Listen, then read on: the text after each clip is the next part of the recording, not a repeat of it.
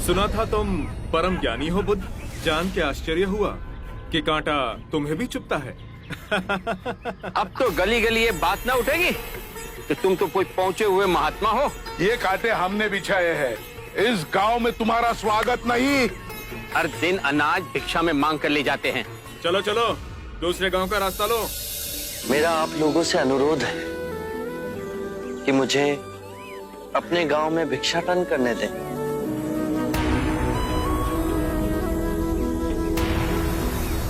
ठीक है, भिक्षा चाहिए तो दे अपने रक्त की आहुति।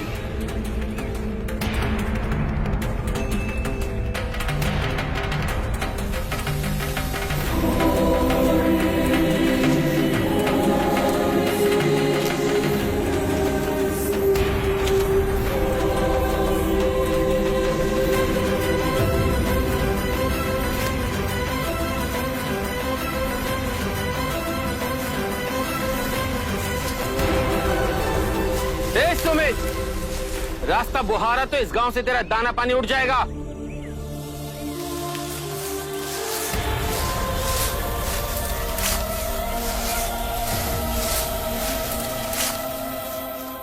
आप गांव में प्रवेश कीजिए। इन मुट्ठी भर लोगों से कई अधिक लोग आपको भिक्षा देने के लिए आतुर हैं।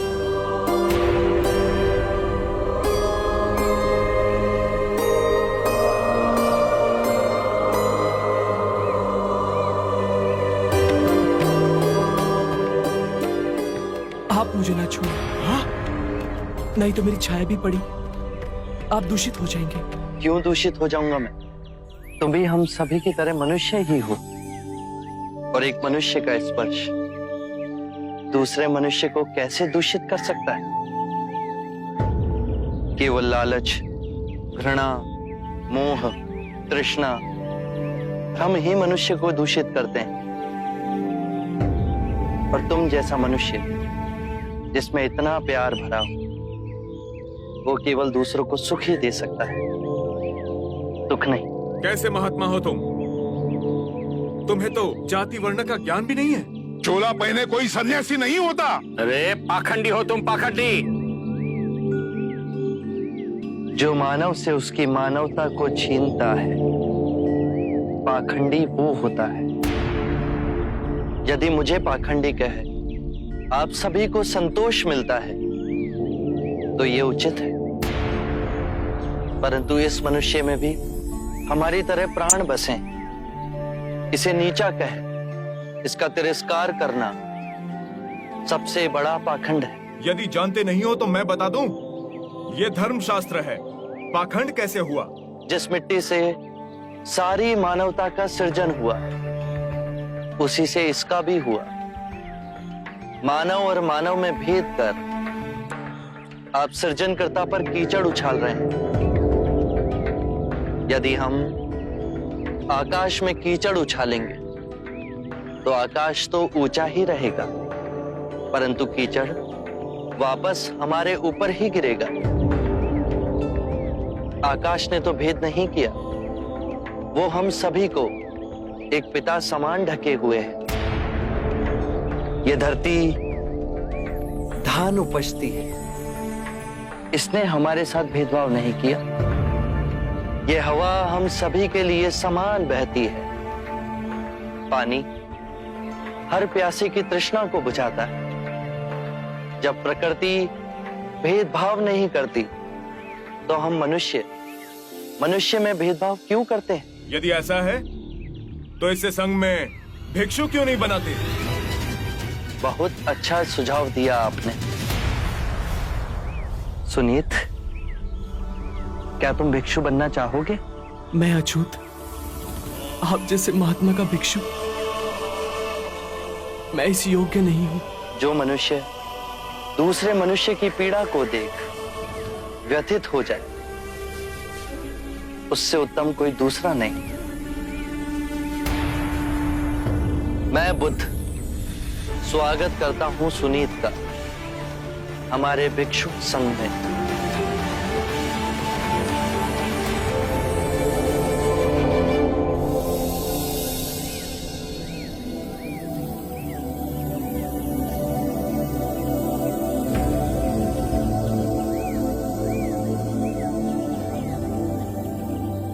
सारा जीवन किसी ने दया के दो शब्द ना कहे मुझसे, और आज इतनी करुणा बरसी है। पहली बार ऐसा लग रहा है कि मैं भी मनुष्य हूं, पर जो मैं कर रहा हूं यह अधर्म तो नहीं?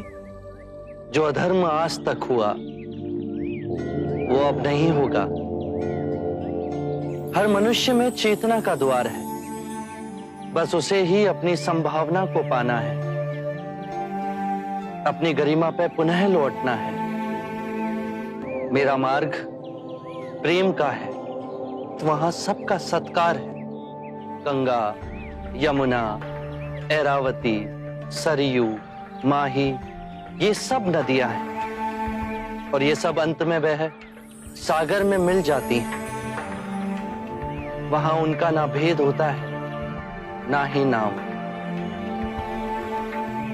उसी प्रकार जिस भी मनुष्य ने अपना गृह त्याग कर सत्य के पथ पर चलने का निश्चय किया, चाहे वो ब्राह्मण हो या क्षत्रिय, वैश्य या शूद्र ही क्यों ना हो, उसी महासागर में विलीन हो जाते हैं।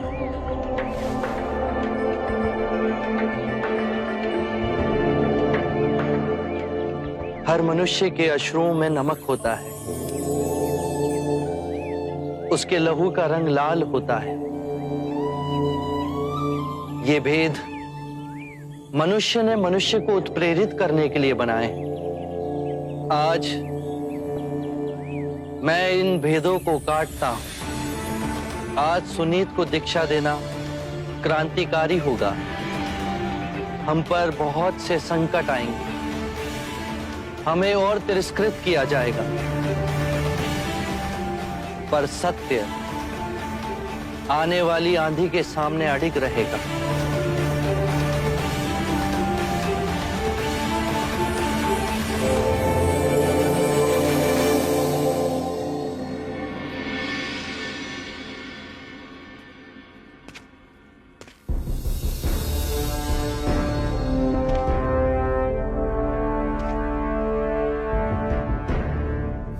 क्या नहीं किया तुम्हारे लिए?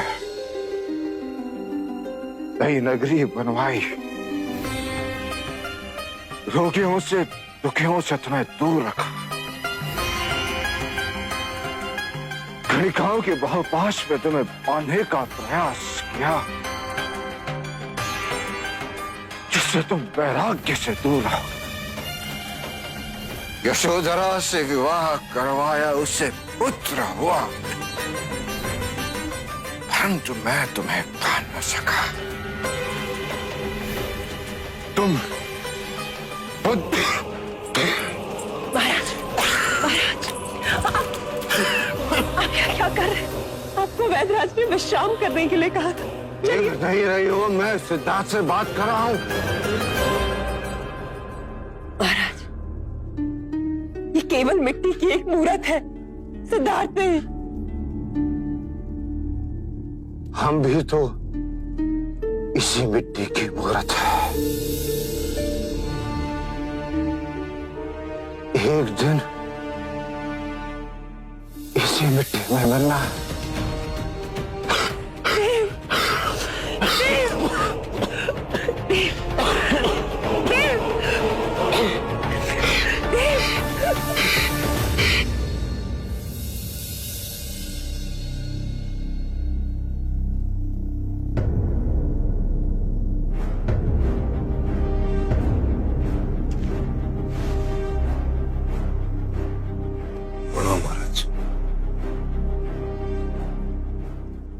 औषध दे दीजिए।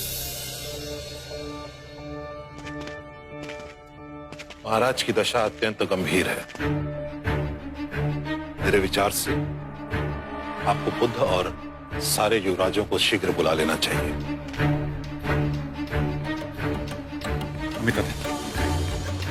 चन्ना का जाना उचित होगा। तुम जाके चन्ना से कहो कि जितनी शीघ्र हो सके